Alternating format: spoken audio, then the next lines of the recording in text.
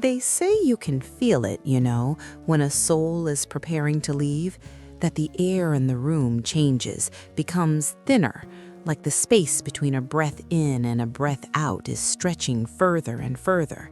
I felt that in the quiet of our bedroom with the late afternoon sun painting long, sad rectangles across the hospice bed they'd delivered. Mark's breathing was a shallow, raspy tide, in and out, in and out.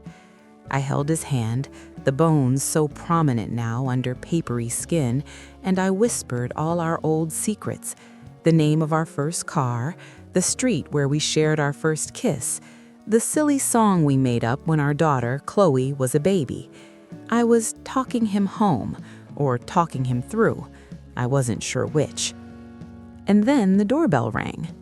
It was a jarring electric sound in that hushed space. I flinched, and Mark's hand twitched in mine. For a wild, irrational second, I thought it was death itself, being terribly modern and polite. I waited, hoping whoever it was would go away. It rang again. I kissed his knuckles, laid his hand gently on the blanket, and smoothed my hair.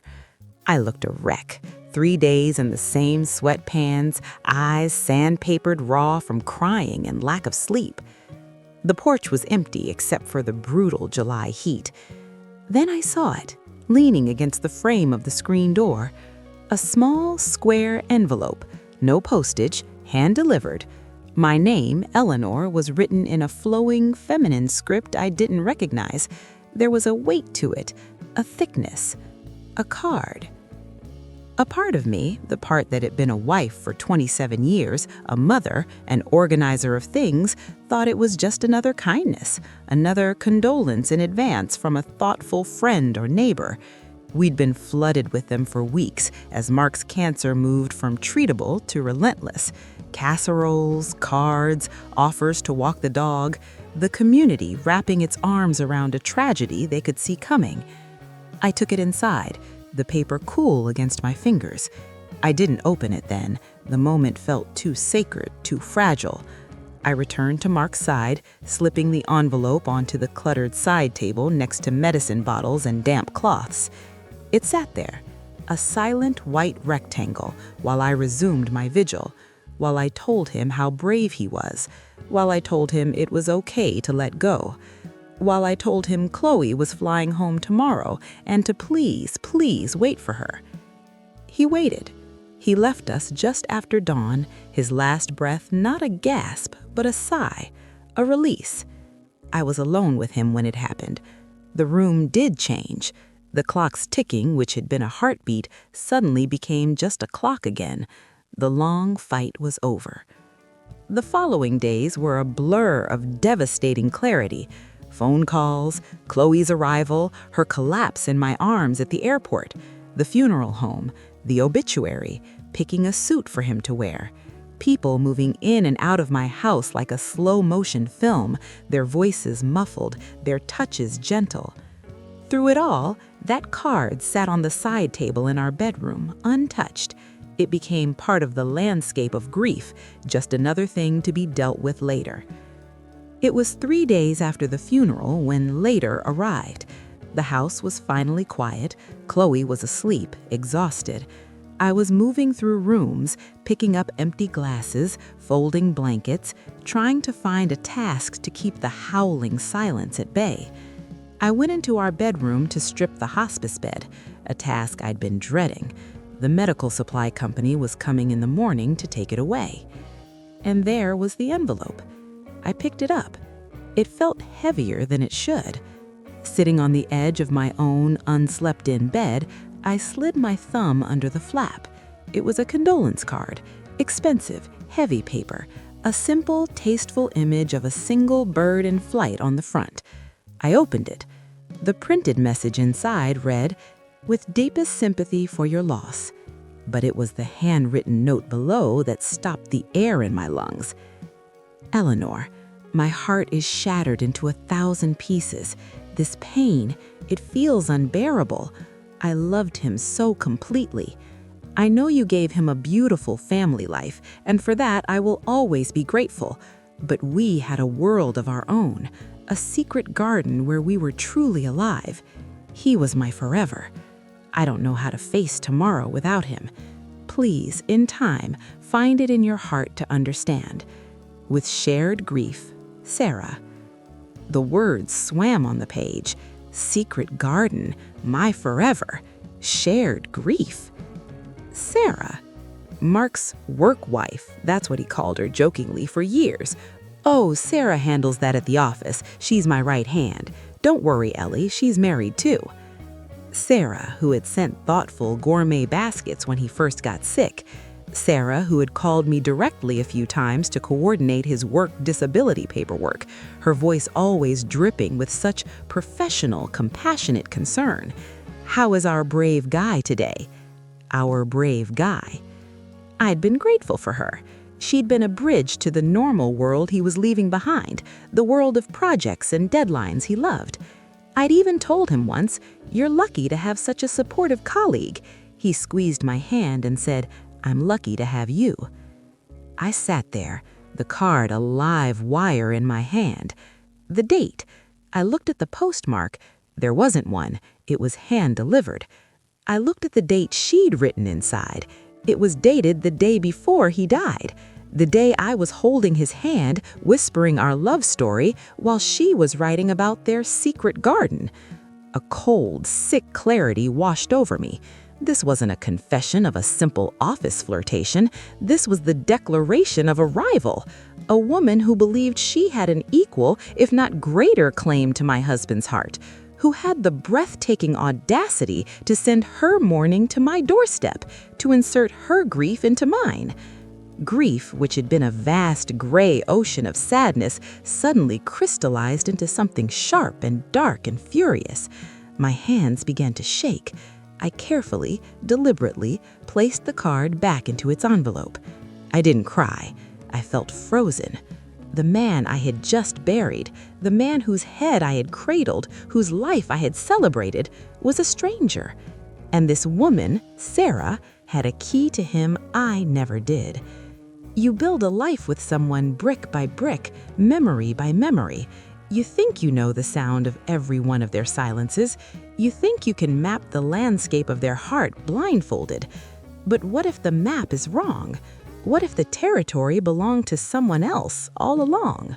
The next week passed in a kind of numb, mechanical haze.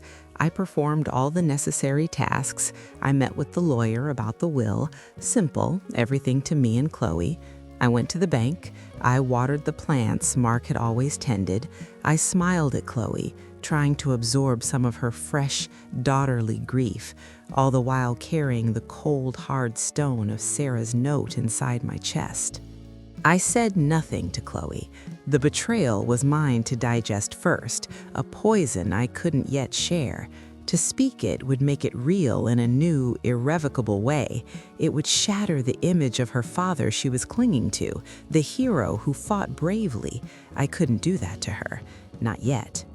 But the note changed everything. It colored every memory, every seemingly innocent moment from the past decade.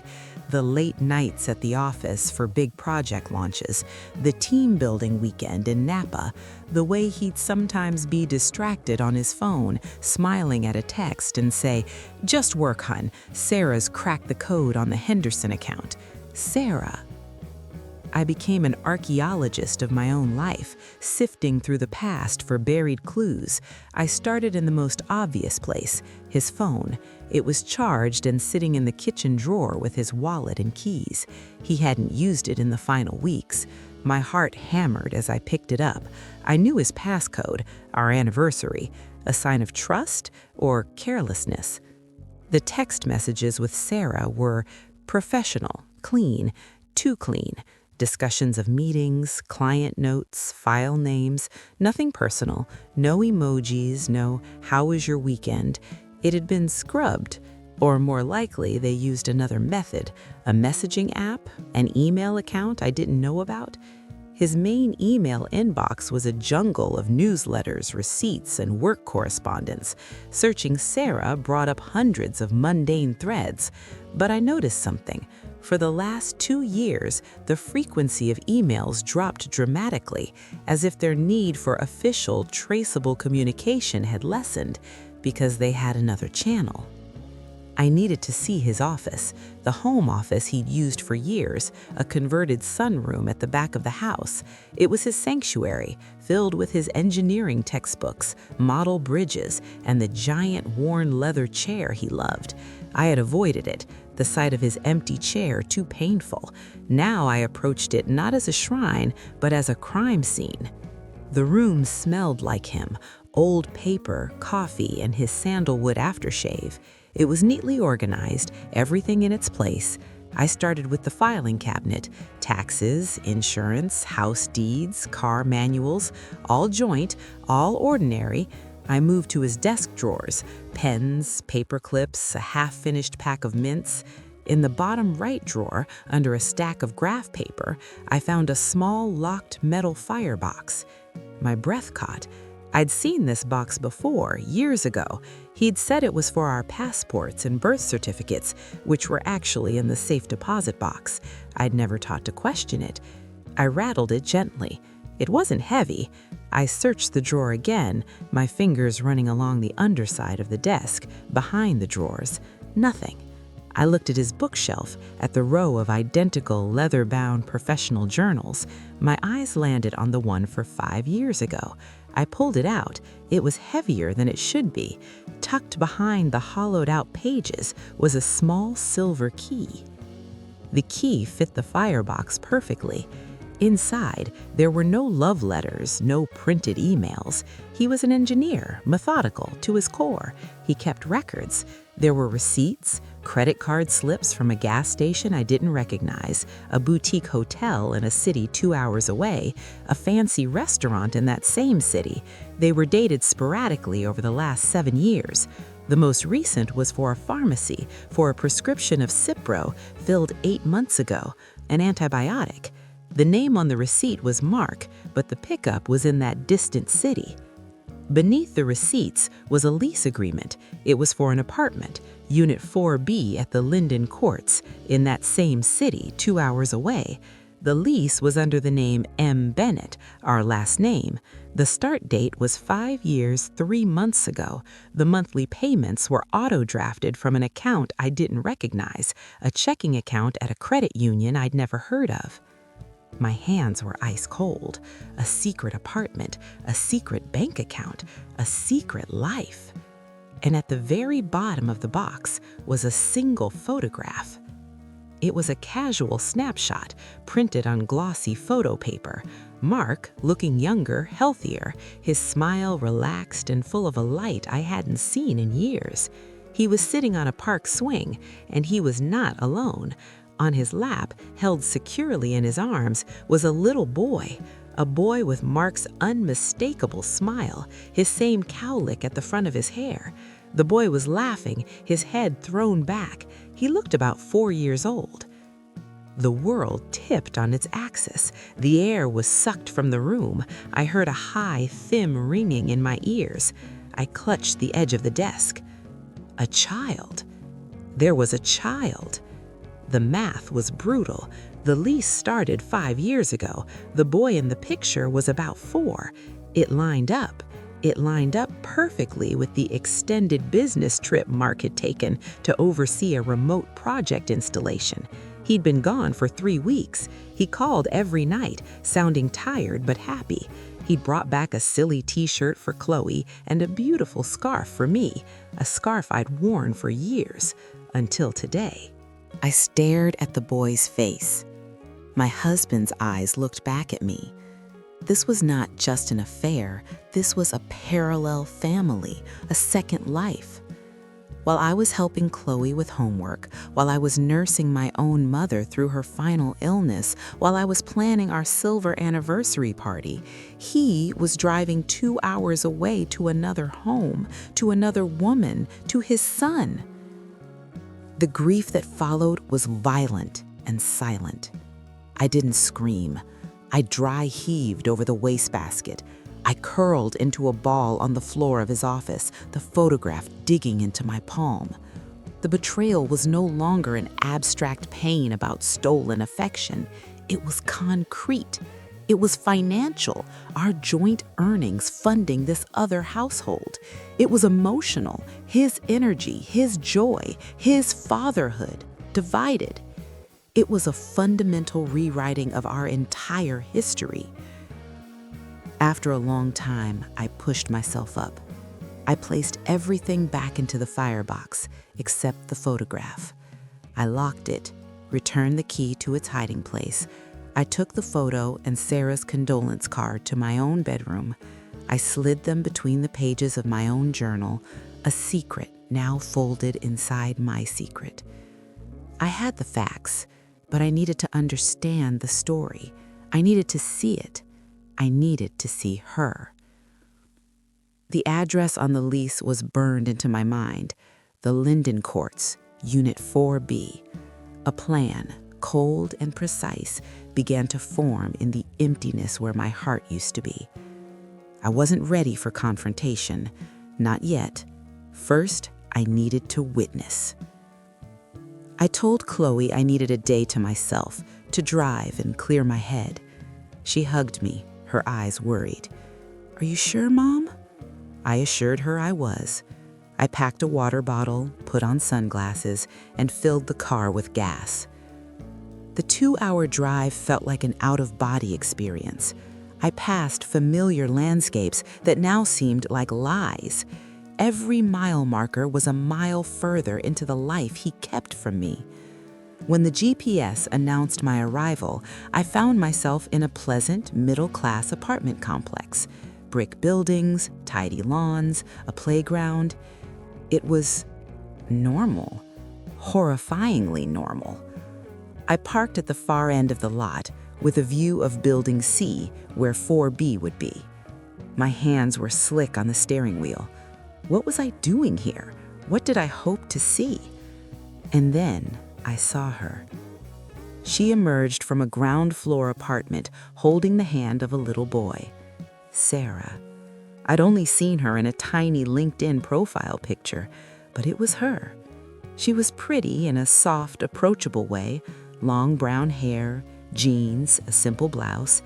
She looked tired, sad. She knelt, straightening the boy's t-shirt. He was the boy from the photograph, older now. He had a backpack on.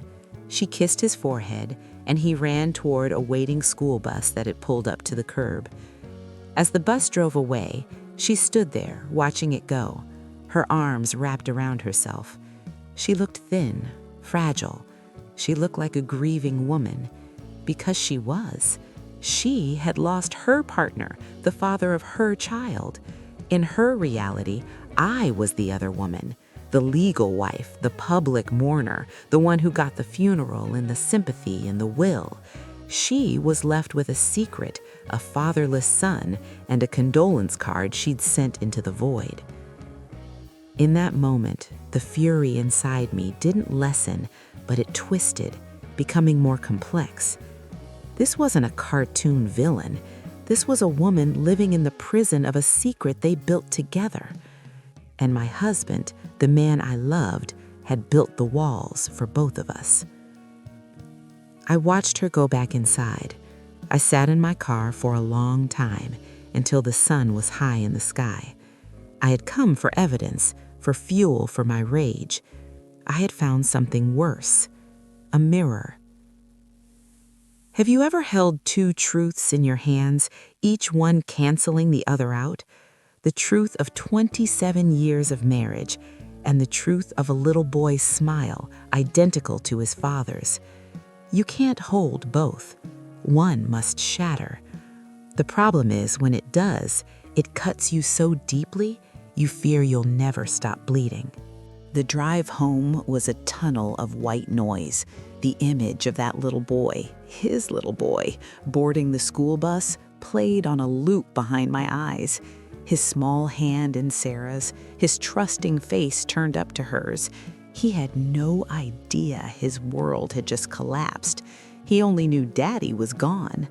And I was the ghost in the parking lot, the unseen wife, the legal fiction who now held all the power to make his reality crumble further. When I walked back into my house, it no longer felt like a home. It felt like a museum of a lie. Every photograph on the wall, every piece of furniture we'd chosen together, even the smell of the laundry detergent, it was all evidence of a life I now understood to be only half-lived. Mark had been a part-time husband, a part-time father to Chloe. He divided his soul, and in doing so, he'd hollowed out mine. Chloe was in the kitchen making tea. "How was your drive, Mom? You look pale." "Just tired," I said, my voice surprisingly steady. The road was long.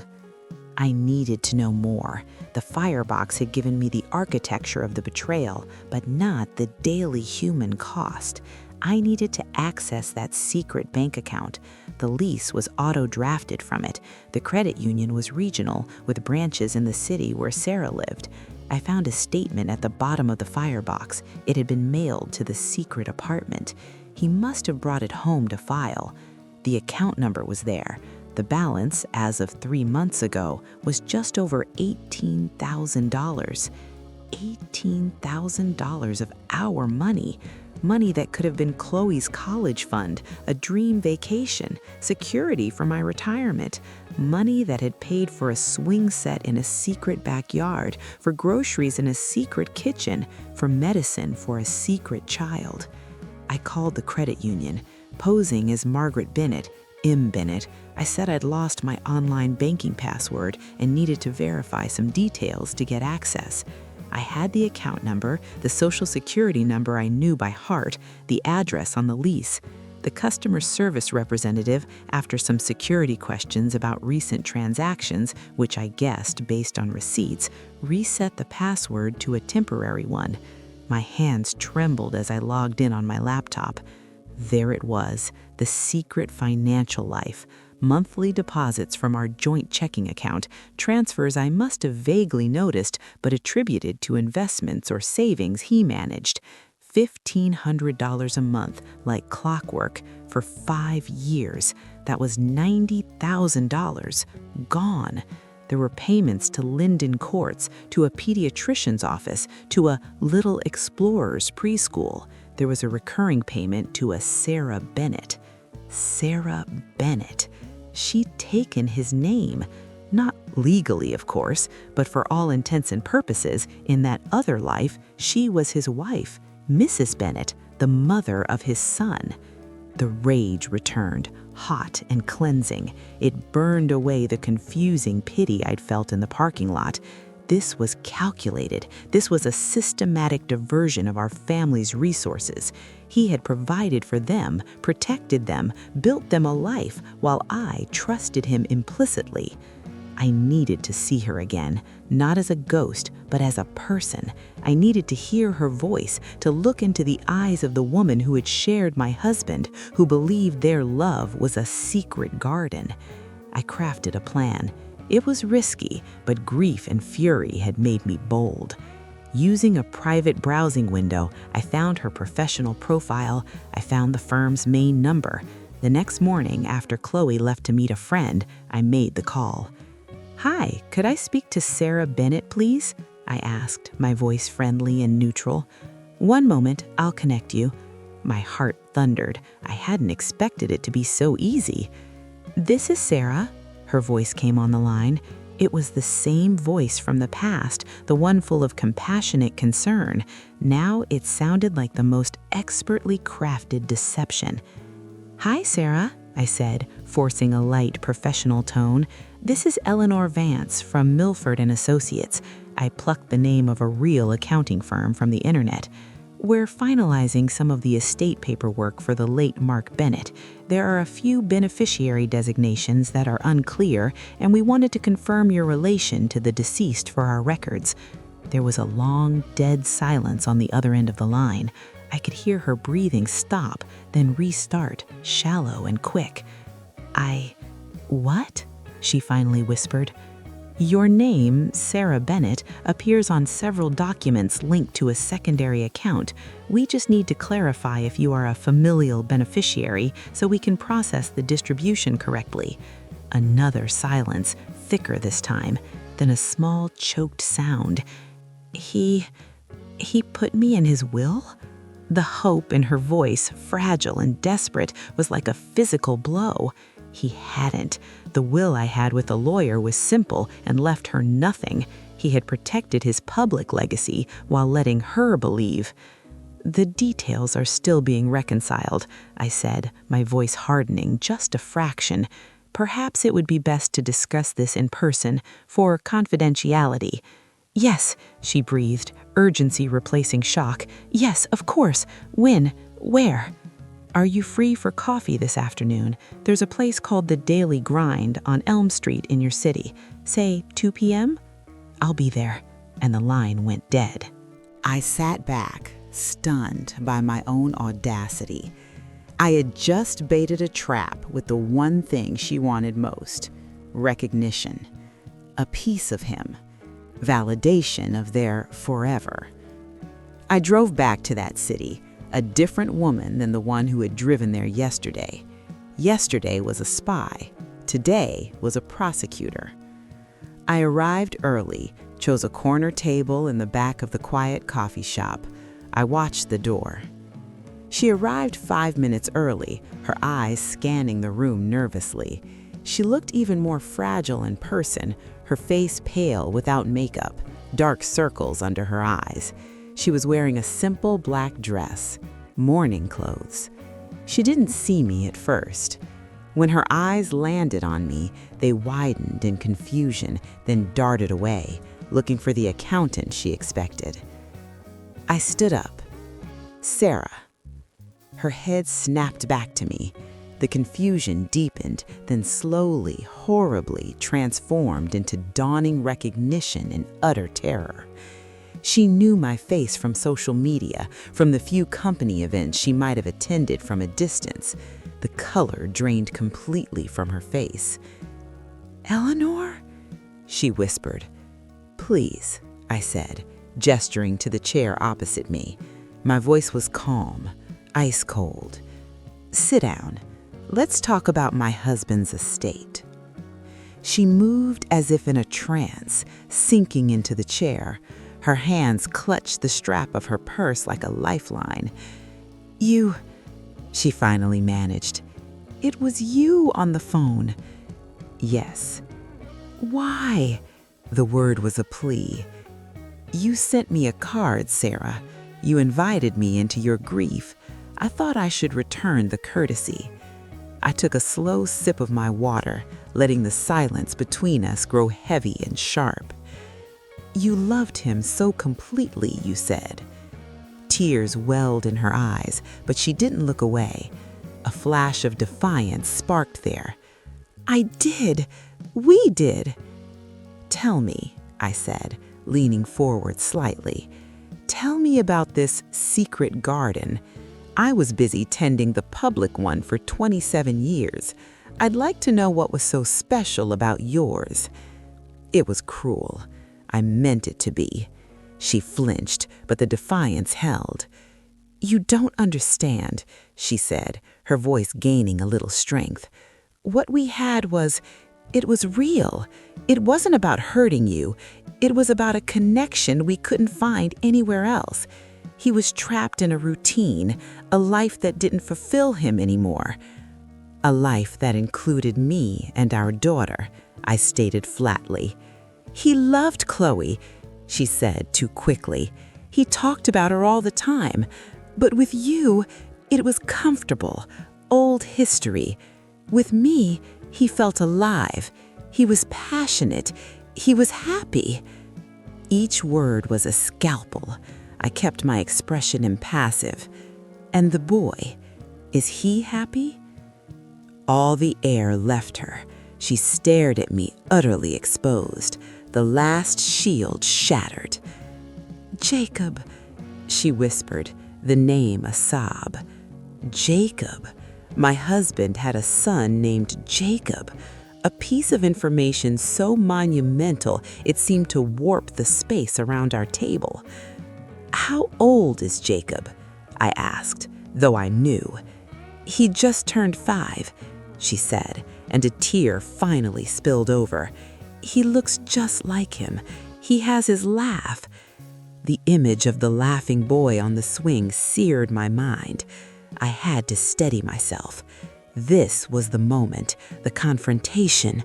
But looking at her raw pain, the anger morphed again into something colder, more profound, a devastating clarity. "He left you nothing, Sarah," I said, my voice low. "The will is clear. Everything comes to me. The house, the investments, the life insurance, the secret account you've been living on. It's in his name alone. I am the sole beneficiary. I could drain it today and leave you with nothing." Her bravado collapsed. She crumpled forward, a hand over her mouth to stifle a cry. "He promised. He said he would always take care of us. He said the apartment was in his name to protect me, but that it was ours. He said—" "He lied," I said, the finality of it hanging in the air. "To both of us. He gave you a fantasy and called it a garden. He gave me a marriage and called it a hole. And he left both of us to clean up the wreckage." She wept quietly into her hands. The other patrons glanced over, then politely looked away. I felt no victory, only a vast, empty exhaustion. "What do you want from me?" she finally asked, her voice broken. I looked at this woman, the co-victim of my husband's double life. I thought of Jacob, an innocent child who just lost his father. I thought of $18,000 in the account, the apartment lease with 6 months left. "I want you to listen," I said, "and then I want you to never contact me or my daughter ever again." Confrontation is not the release you see in the movies. There is no screaming, no throwing of drinks. There is only the terrible, quiet sound of two broken women facing the same ugly truth. They were both loved less than they deserved by the same man. And in that shattered mirror, you finally see yourself clearly. I watched Sarah's tears fall onto the scarred wood of the coffee shop table. The initial storm of her crying subsided into ragged hiccups, then a hollow silence. She looked up, her eyes red and bottomless with a pain I recognized. It was the same pain I carried, just dressed in different clothes. "He told me you were cold," she whispered, almost to herself, "that you lived separate lives under the same roof, that you didn't understand his ambitions, his dreams. He made it sound like he was staying for Chloe out of duty. He made me feel like I was saving him." I didn't react. What was there to say? The script was so familiar, so pathetic. The cheating husband's handbook, neglectful wife, only staying for the kids. You're my real soulmate. It was a lie he built to justify his own cowardice, to make her feel chosen instead of complicit. "I believed him," she continued, her voice gaining a thread of steel. "For years I believed I was the love of his life and you were the paperwork. But then he got sick." She met my eyes. "And he went home, to you. He left our apartment, our son, and he let you take him to every appointment, let you hold his hand, let you be the wife in the waiting rooms. I had to hear about his decline from phone calls that got shorter and shorter. I had to explain to Jacob why Daddy couldn't come over anymore. I had to grieve in secret." Her words were intended to wound, but they landed differently. They confirmed my own deduction. In the end, when the facade crumbled under the weight of mortality, he returned to the legitimate life, to the uncomplicated narrative. He chose the wife and daughter the world knew because facing the consequences of his double life was a mess he was too weak to untangle, even then. "You had him at the end," she said, a bitter edge to her voice. "You got to say goodbye." "No," I said, the word coming out sharper than I intended. "I said goodbye to the man I thought I was married to, the man I built a life with. You're mourning a different man, a secret man. Neither of us got the whole person. He made sure of that." This truth seemed to disarm her. The other woman versus the wife narrative broke down. We were just two people who had been shown different rooms in the same house, never told about the other wing. "What happens now?" she asked, the fight gone, replaced by raw fear. "To Jacob? The apartment?" This was the precipice. I could wield the legal and financial power I held like a weapon. I could evict them. I could freeze the account. I could make their lives a living hell, a continuation of the punishment my husband had already doled out through his abandonment. The revenge fantasy was sweet and dark in the back of my mind. But I looked at her terrified eyes, and I saw the ghost of my daughter in them. I thought of Jacob, who had Mark's smile. This child was innocent. He was also undeniably a piece of Mark, a piece of the man I had loved, however imperfectly. To destroy them would be to destroy that piece, to complete the vandalism Mark had started on all our lives. "The lease has 6 months left," I said, my voice clinical, detached from the storm inside. "I will not renew it. That gives you 6 months to find another place. The money in the account, the $18,000, is yours." She stared, uncomprehending. "What?" "It's for Jacob," I said, the words feeling strange in my mouth. "For his stability, for a security deposit somewhere else. Consider it child support, a final payment from his father's estate, which legally I am choosing to allocate." It wasn't forgiveness, it was pragmatism mixed with a shred of mercy I didn't know I still possessed. I would not have his child's homelessness on my conscience, but I would not fund their life indefinitely either. This was a severance. "After that," I continued, "the account will be closed. You will have no further claim on my family, on my husband's memory, or on any assets. You will not contact me or my daughter. You will not attend his graveside, if you know where it is. You will live the life you chose with him, but you will live it without dragging my family into it. Is that clear?" She nodded slowly, shock giving way to a desperate, trembling relief. Yes, it's clear." "There's one more thing," I said. I reached into my bag and pulled out the photograph from the firebox. I slid it across the table to her. "This belongs to Jacob. He should have pictures of his father." She picked it up, her fingers tracing Mark's face, then Jacob's. Fresh tears fell, but these seemed quieter, less frantic. She looked at me, and for the first time, there was no defiance, no competition, just a profound, shared devastation. "Thank you," she whispered. I stood up, leaving my untouched coffee on the table. "Goodbye, Sarah." I walked out of the coffee shop into the bland afternoon light. I didn't look back. The confrontation was over, but the battle was just beginning. Now I had to face the internal wreckage, and I had to face Chloe. The weight of the secret was now a physical burden, a sack of stones on my back. Keeping it from Chloe felt like a continuation of the lie. But telling her, that would be a detonation. I drove home in a state of suspended animation, my mind replaying the conversation, Sarah's face, the name Jacob. When I got home, Chloe was in the living room, curled on the sofa with one of Mark's old sweaters draped around her. She was watching a silly home video on her laptop, a clip from a long-ago beach vacation, Mark chasing a toddler Chloe with a squealing crab claw. They were both laughing. My heart shattered all over again. "Hey, Mom," she said, smiling sadly through her tears. "Look how goofy Dad was." I sat down beside her, the distance between us feeling like a canyon. I watched the screen. He was goofy. He was loving. He was present in that moment. Was it all an act? Or were those moments with us just as real as the moments with them? The complexity was maddening. He loved you so much, Chloe, I said, the truest sentence I could utter.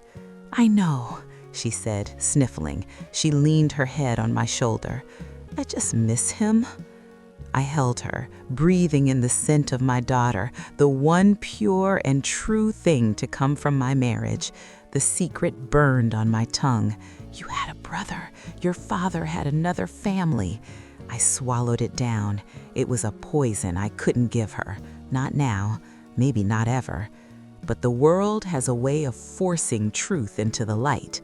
A week later, the doorbell rang again. It was a certified letter from a law firm I didn't recognize in the city where Sarah lived. My blood ran cold. Had she changed her mind? Was she suing for a portion of the estate for child support? With clumsy fingers, I tore it open. It was not from Sarah. It was a formal notice, a paternity claim filed on behalf of Jacob Bennett, a minor, by his mother and legal guardian, Sarah Miller. It was not a lawsuit against the estate, yet it was a request for a DNA test to legally establish paternity, a necessary step for the child to claim Social Security survivor benefits. Sarah had kept her word. She hadn't contacted me. She had gone through the proper, legal, anonymous channels. It was her right. It was Jacob's right. But it was a grenade rolled into the fragile peace of my home. The letter stated that if the alleged father was deceased, a DNA sample could be obtained from a personal effect or through a close relative. A close relative, like a daughter. Chloe was in the kitchen pouring cereal. The letter shook in my hands. There was no hiding this. The official legal paper made it real in a way my own discovery did not. It would have Chloe's name on it as a potential source for DNA comparison. I took a deep, shuddering breath. The time for secrets was over. Chloe, I said, my voice unnaturally calm. Honey, we need to talk. There are moments when you must become the breaker of your own child's heart. You must take the world they know and deliberately let it fall so they don't discover it already shattered around their feet. It is the cruelest act of love, and it leaves your hands bruised from the impact. Chloe looked up, a spoonful of cereal halfway to her mouth. She saw my face, the official letter trembling in my hand, and her own expression shifted from casual sorrow to sharp alarm. Mom, what's wrong? Is it about Dad's estate? Is there a problem? Come sit down, I said, my legs feeling like water. I moved to the kitchen table. She followed, slowly, putting the bowl down. You're scaring me.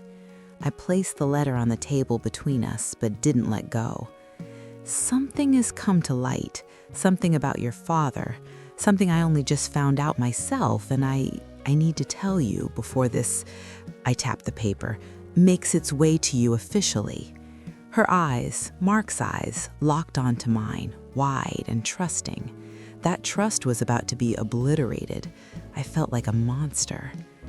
Your father, I began, and the words clogged in my throat.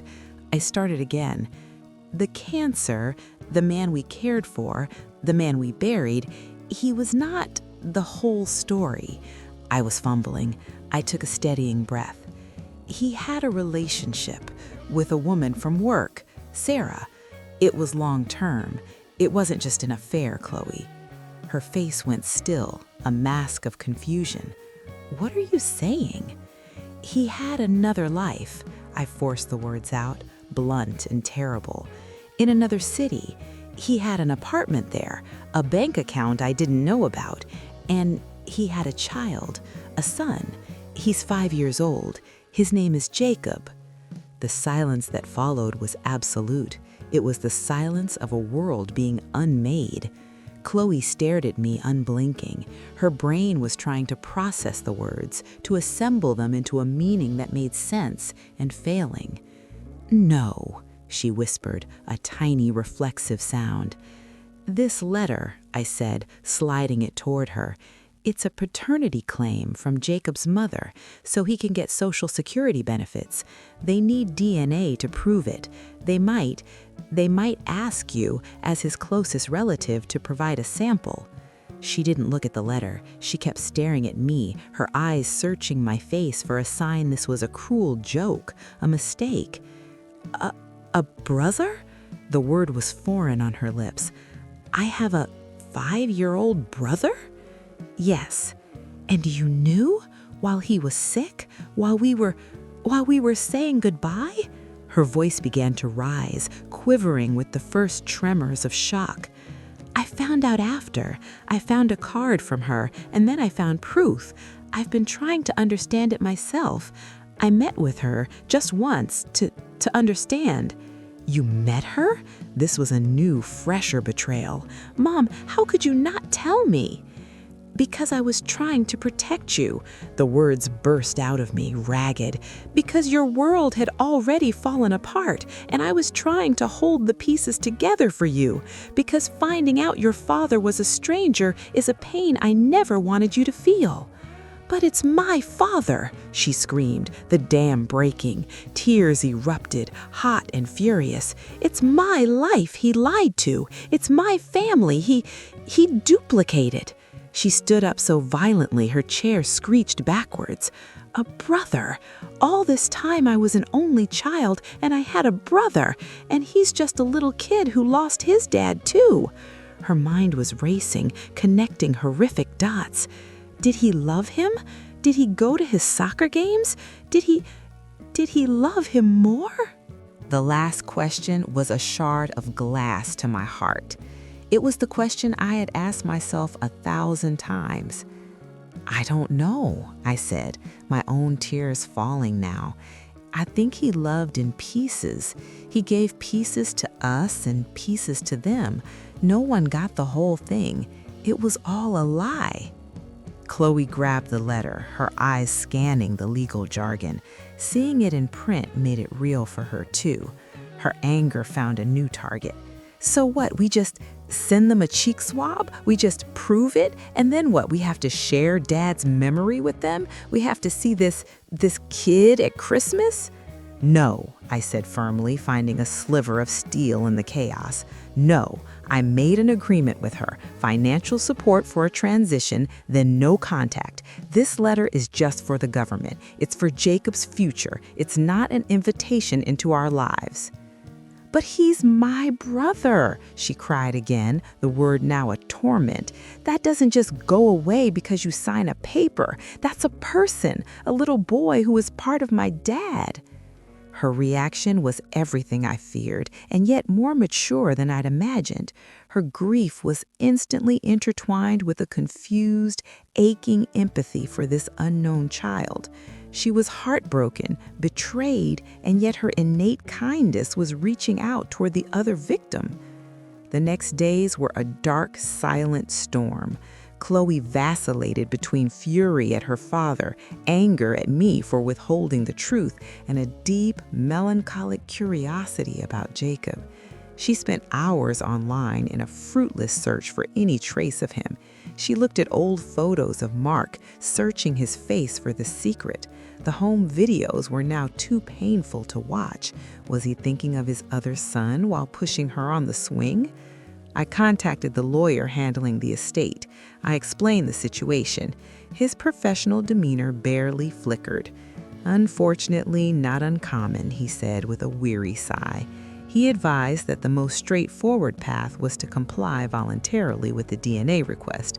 Fighting it would be costly, emotionally draining, and almost certainly unsuccessful given the evidence I'd already found. The goal was to settle the paternity legally so Jacob could receive his benefits and to formally document that no further claims against the estate would be made. We provided a sample from one of Mark's old toothbrushes, sealed in a sterile kit provided by the lab. It felt like the final surrender of his body, the last physical piece of him used to confirm his greatest betrayal. The results came back 4 weeks later. Probability of paternity, 99.99%. It was official. Jacob Bennett was Mark's biological son. With that legal fact established, I had my lawyer draft a formal agreement with Sarah's lawyer. We offered a one-time lump sum payment from the estate, a modest amount drawn from what I now thought of as the secret life funds, in exchange for a signed release of any and all future claims against the estate and the family, and a reaffirmation of the no-contact agreement. It was cold, it was clinical, it was the business of cleaning up a moral disaster. Sarah signed, the money was transferred, the secret account was closed, the apartment lease would run its course. The external mechanics were handled, the internal wreckage remained. One evening, I found Chloe in the sunroom, Mark's office. She was sitting in his big leather chair, not crying, just staring out at the twilight. I stood in the doorway. "I keep thinking," she said softly without turning. "I'm 22, he's 5. By the time he's my age, I'll be 40. We'll never play catch. He'll never borrow my car. I'll never get to be his big sister." She finally looked at me, her face etched with a loss that was for the future, for a relationship that was stolen before it could exist. "Dad didn't just cheat on you, Mom. He cheated both of us out of a family." That was it, the clearest summation of the pain. He hadn't just fractured the past, he had stolen a possible future, a future where Chloe might have known her brother, where I might have... What? I couldn't even imagine that path. I walked over and knelt beside the chair, taking her hand. "I am so sorry, my love, for all of it." "I'm not mad at you anymore," she said, squeezing my fingers. "I'm just so sad for all of us, for you, for me, for that little boy, even for her a little bit. He left a mess, didn't he?" "He did," I whispered. "What do we do now?" she asked, the question hanging in the dim room. I looked around at his books, his models. This room was a monument to a man who no longer existed. "We clean it up," I said, "one piece at a time." Grief has stages, they say. Denial, anger, bargaining, depression, acceptance. But betrayal adds new, uglier stages. Investigation, confirmation, legal negotiation, and the long, slow work of sifting through the ashes of your own history to see what, if anything, is worth keeping. The decision to sell the house came not from a place of anger, but of necessity. It was too full of ghosts, and not just the benevolent kind. Every room held a memory that was now suspect. The kitchen, where he'd kiss my neck while I cooked, was he thinking of her? The couch where we'd watch movies, had he been texting her? The house itself felt complicit in the lie, a beautiful stage set for a play that was only half performed. Chloe understood. She was ready for a fresh start too, a space that wasn't haunted by a father who was both present and absent. We began the slow, cathartic process of sorting through a lifetime. We divided things into 3 piles: keep, donate, discard. It was an archaeology of a collapsed marriage. In Mark's office, we emptied the bookshelves. We packed away the engineering journals, the model bridges. I kept only the firebox itself, empty now as a stark reminder. When we pulled his big leather chair away from the desk to clean behind it, something fluttered to the floor, a small, folded square of paper tucked into the space where the seat back met the cushion. My breath hitched.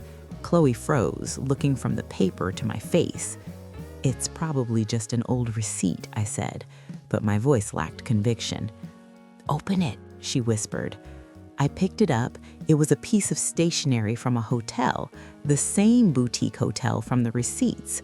Unfolded, it revealed a short note in Mark's familiar, precise handwriting. It was undated. "My Sarah, sitting here waiting for you. This room, this city, it only comes alive when you walk through the door. With you, the world is in color. The thought of our future, of watching our boy grow, is the only thing that makes the other life bearable. I will find a way, I promise. Yours always, M." It was the missing piece.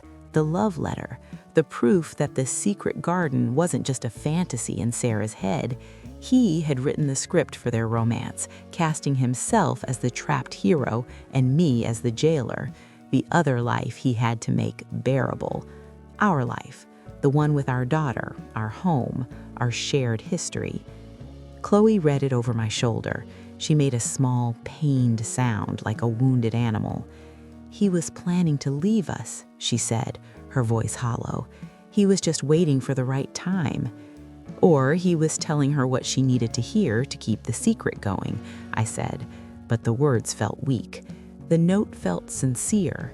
It was the voice of a man deeply entangled, making promises he likely had no concrete plan to keep.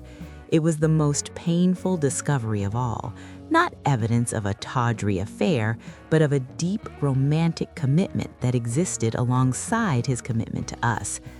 Chloe took the note from my trembling hands. She stared at it for a long moment. Then, without a word, she walked to the shredder we'd been using for old bills. She fed the hotel stationery into it. The machine whirred, chewing the promise into irrecoverable confetti. "He doesn't get to have that," she said with her back to me. "He doesn't get to leave that lying around for us to find. That was for her. It's gone." In that act, I saw my daughter's strength. She was not just a victim, she was an editor of our narrative now. She was choosing what we would carry forward. So that's my story. It's not the story I thought I'd be telling at this point in my life. I thought I'd be talking about retirement plans with Mark, about maybe being a grandmother one day. I thought my love story had a clear beginning, middle, and an end we'd face together, hand in hand. Life had other plans. It handed me a mystery wrapped in a betrayal sealed with grief. If you're listening to this, maybe you felt a version of that shock. That moment the ground disappears from under your feet and you're left sifting through the pieces of what you thought was real. Maybe it wasn't a work wife. Maybe it was a best friend, a family member, a business partner. The face of betrayal changes, but the feeling is a universal language of pain. I won't tell you that everything happens for a reason. I don't believe that. Some things are just senselessly cruel. What I will say is that you happen for a reason. Your strength, your dignity, your capacity to feel this pain so deeply, it all exists for a reason. It's the evidence of your humanity, of your ability to love fully and trust deeply. The betrayal is not a reflection of your lack, but of someone else's. People will give you advice. They'll say, get angry or forgive and forget. But your healing is not a public performance. It's a private, slow walk through your own heart. You get to decide what you keep from the past and what you bury. You get to draw the boundaries that protect your peace. For me, that meant no contact. For you, it might mean something else. Trust that inner voice. It's the one he or she couldn't silence. And if there are children involved, like my Chloe, like little Jacob, my God, hold them gently. Their world is shattered too, in ways they might not even have words for. Be their safe ground. Your stability becomes their foundation for rebuilding. I still love the man I married. I hate the man he became in the shadows. I carry them both now, the light and the dark, and I've learned that it's possible to do that, to hold a complex truth without letting it break you. The love wasn't a lie, but it wasn't the whole truth either. Making space for that contradiction has been the hardest and most important work of my life. To Sarah, wherever you are, I don't wish you ill. I hope you found your own footing. I hope Jacob is thriving. Our gardens are separate now.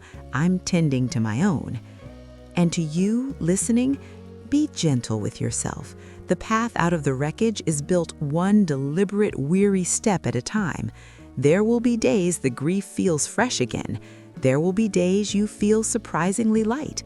Both are part of the journey. You are not ruined. You are being reshaped. And what emerges, it can be something stronger, wiser, and more truly yours than anything that came before. Thank you for listening to my story. It means more than you know to speak it into this quiet space and know that someone out there understands. If you've walked a similar path, or if you're walking it right now, my heart is with you, truly. Feel free to share your own thoughts in the comments below. Sometimes just writing it down helps to lift the weight. Take care of yourselves, be kind, and remember, your story isn't over. The next chapter is yours to write.